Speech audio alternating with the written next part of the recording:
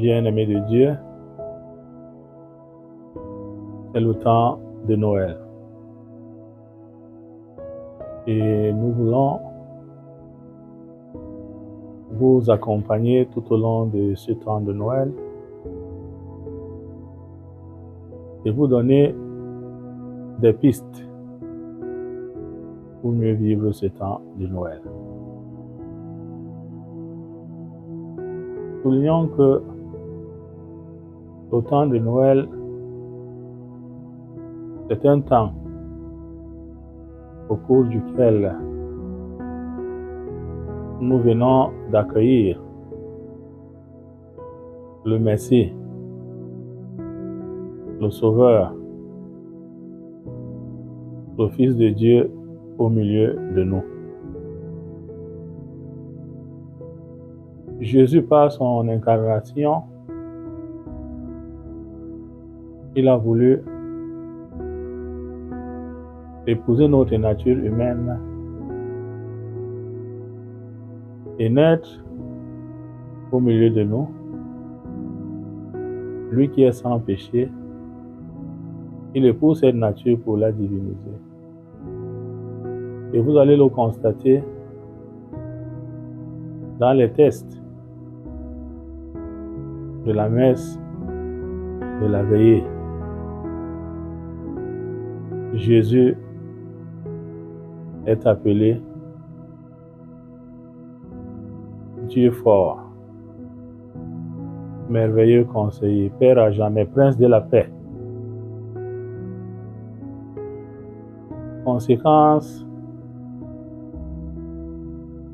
c'est lui qui est la révélation plénière et dernière. C'est lui que le Père envoie dans notre monde pour nous sauver et nous montrer le chemin qui conduit vers le Père. Par son incarnation et sa naissance, Jésus vient nous combler de grâce et de bénédiction. Sa présence au milieu de nous inaugure une ère nouvelle. Jésus vient transformer notre propre histoire ainsi que l'histoire de toute l'humanité. Ce que nous devons faire, c'est d'accueillir notre Seigneur Jésus-Christ. C'est d'accueillir sa parole et d'accueillir cette lumière qu'il nous apporte. Par sa naissance, Jésus nous invite, nous aussi, à renaître à travers une vie de foi, une vie d'amour, une vie d'accueil de sa parole, de ses commandements. Ce qui signifie que par notre manière d'être et de faire, que ce soit dans la société ou même dans nos différentes familles, ceux qui s'approchent de nous ou qui nous voient vivre doivent constater qu'il y a eu un changement en nous. On ne saurait parler de l'incarnation de notre Seigneur Jésus-Christ sans toutefois faire allusion à sa passion, sa mort et sa résurrection, qui est au cœur de notre foi chrétienne. Donc si Jésus a accepté de s'abaisser pour naître au milieu de nous, c'est tout simplement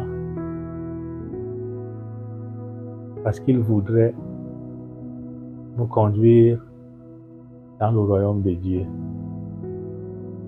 d'où sa passion, sa mort et sa résurrection, sans toutefois oublier son ascension, l'envoi de l'Esprit Saint et son retour que nous attendons.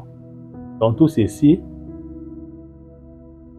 c'est une fête de l'amour, c'est une célébration de l'amour incommensurable de Dieu. pour les hommes que nous sommes. Donc, saisissons cette opportunité et ce merveilleux temps de grâce que le Seigneur nous accorde pour que nos vies personnelles reflètent cette lumière que Jésus nous apporte et que lui-même nous accompagne et qu'il nous illumine. Donc, nous invitons chacun de nous à accueillir le Messie à travers des gestes simples, c'est-à-dire l'accueil du frère qu'on ne supporte pas, l'accueil de la sœur qu'on ne supporte pas, celui qui n'a rien à manger, on lui donne à manger, ou bien qu'on partage le peu que nous avons avec lui. Et nous verrons que Jésus est né où? Dans la mangeoire. Donc ça veut dire que nous devons, notre monde aujourd'hui doit avoir une option préférentielle des pauvres, des démunis et des personnes fragiles. Et si nous le faisons pendant ce temps de Noël,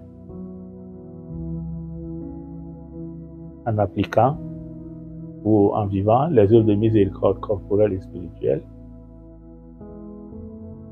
Jésus va établir sa demeure au milieu de nous. Que ce temps de Noël soit pour tout un chacun un temps de renouvellement, de conversion, d'amour, de joie et d'espérance. Que le Seigneur vous bénisse.